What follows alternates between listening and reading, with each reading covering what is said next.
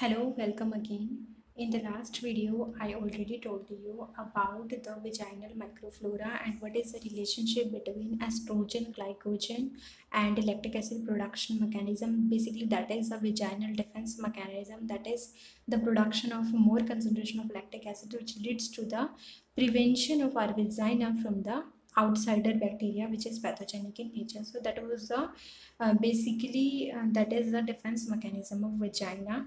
And I also told you about the lactobacillus bacterial species which is inhabiting our vagina. That was four species mainly, in which lactobacillus iners was the odd one, and that is due to their small size. And I also told you that there is a nature, that is the eusymbiosis and dysbiosis, and I will give you an explanation of what is eubiosis and dysbiosis in this presenting slide. Okay, so basically, eubiosis and dysbiosis, as the name indicating, eu means good and dys means bad. So eubiosis is basically the good relationship of microorganism that is living inside our body, and dysbiosis are the organism which is not good for our body, that leads to the dysbiosis. So eubiosis are the microorganism which can enhance our immunity, which can even leads to very beneficial effect for our body. That is you can say they leads to the digestion of nutrients in our body. They also synthesize vitamins and proteins for our body, and they even leads to enhancement in our immune system. So it is the eubiotic eubiotic, that is living microorganism which is good in nature, are remaining in our are remaining in our body, and they have antagonistic effect on the bad microorganism, that is they have opposite effect on microorganism which is not good for our health. And what is dysbiosis? Dysbiosis are basically totally opposite to the eubiosis. Actually, this means bad, so those organisms which is living inside our body but are not good for our health, they are known as dysbiosis. So they basically leads to the reduction, or you can say they depress our immune system, which leads to disease, which leads to different kind of diseases of our body. And dysbiosis is also the microorganism which is inhabiting our vagina, or you can say gut microbes. So they leads to the promotion of production of some toxic material which is not good for our health. So they leads to the they leads to the cause of many disease which leads to many harm to our body. Okay, they even also produce some allergic reactions, and they increases cell turnover. So decomposition of many product leads to the production of different gaseous product, that is carbon dioxide, methane, and hydrogen sulfide, so which is very bad for our health, and even they leads to the weakening of immune system. So dysbiosis, that is those are microorganism which is bad for our health, is representing dysbiosis condition. So in this actually here you can say this is eubiosis and this is dysbiosis. If I am talking about that, this is vaginal epithelium, and mucosa is present all over around it, and this is also represented vaginal mucosa. Then what is the difference between eubiosis and dysbiosis? Eubiosis means the prevalence of non-pathogenic bacteria around the vaginal epithelial cell.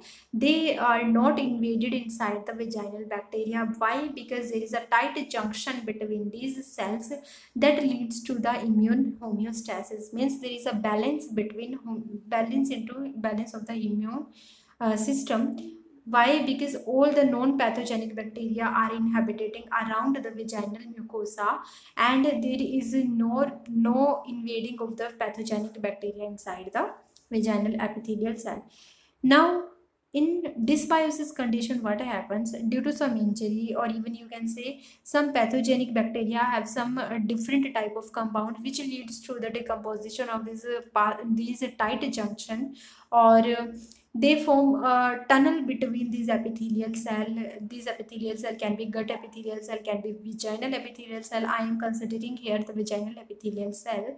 So these tight junction which was present earlier here between the epithelial cell of vagina now degenerate due to the action of these enzymes which are non-pathogenic, which are pathogenic in nature, and it leads to the invasion of these pathogenic bacteria inside the vaginal lumen, which leads to the accumulation of pathogen, and these pathogens now release some inflammatory mediator, that is TNF alpha, COX2, IL-6, INOs, etc. I'm not giving any detailed information about these inflammatory mediators. What happens now next? These inflammators leads to the chronic inflammations and damages that target part which is infected by these pathogenic bacteria, and it leads to the different type of diseases like inflammatory bowel diseases, metabolic diseases, autoimmune diseases, food intolerance, and colorectal disorders. So all these disorders are due to these dysbiosis condition. And now there is a difference a bit. How can we say that any woman is healthy or any woman is not healthy or unhealthy? So actually there is no well-defined criteria for differencing between these two healthy or non-healthy women, because it depends upon different type of situation, different type of factors which are, you can say, which are contributing here. So if I told you that, if I tell you that any women which have more concentration of lactobacilli in their vagina, it means that it means that she is healthy. But if I tell you that any women which is living in another country or another area, she doesn't have lactobacillus but she can perform all the functions very well, she have alkaline condition, little bit alkaline conditions of her vagina, so you can say that she will be, so you can also say that she is unhealthy, but not, it's not right way to say that she is unhealthy. Actually the distribution pattern of lactobacillus is very depending upon the countries, or what are the factors present there. So it depends upon the different factors, different parameters which conclude that the any women which have more concentration of lactic acid due to lactobacillus dominating a vagina, or the women which do not have, which doesn't have lactobacillus in that much amount and she is not producing that much lactic acid from their vagina, so she is unhealthy. No, it is not a good criteria. Actually both women are healthy, but depends upon the condition that how, in which environment they are living, and what are the genetic makeup of those women, which leads to the variation in inhabitation of these lactobacillus bacteria inside the vagina. So if any women have a more bacillus bacteria, or more bacteria which are producing more lactic acid, she can be healthy. And if any female which is living in is living in any other area, and she is she have less concentration of lactic acid in their vagina, so she is also healthy. It doesn't mean that if she has alkaline condition then always she will be a diseased person. No, it's not the criteria to differentiate between these two women, between these two examples. Actually both the women's are healthy, so it is very complex to that it is very complex to say that which type of women is healthy and which type of women is non-healthy by looking over the lactobacillus concentration in the vagina. Okay, so there is a hypothetical model of biogenic amine production and its effect on the vaginal ecosystem. Actually, what happens is, I said to you that the vaginal ecosystem, it is more important for the vaginal ecosystem that it should be acidic, and for the acidity there should be more production of lactic acid. So more production of for more production of lactic acid, lactobacillus bacteria should be there, and in more level, in more concentration. Okay, so as much lactobacillus will be there, more will be the lactic acid, more will be the acidity, and it affect the you can say pathogenic bacteria, and leads to the stoppage of any disease. Okay, So this is a model which cover that how some bacteria which can produce some component or some active ingredient, you can say these active ingredient are biogenic amine. What happens actually, these biogenic amine are the components which have more amino group, or you can say more which have more amino groups, more NH2 group, you can say more nitrogenous basic compound they have. That's why they leads towards the alkalinity of any area, because they produce biogenic amines. But as lactic acid bacteria are present, so lactic acid producing bacteria, they produce more H positive towards their surrounding, on their surrounding, which leads to the concentration, high concentration of lactic acid, and H positive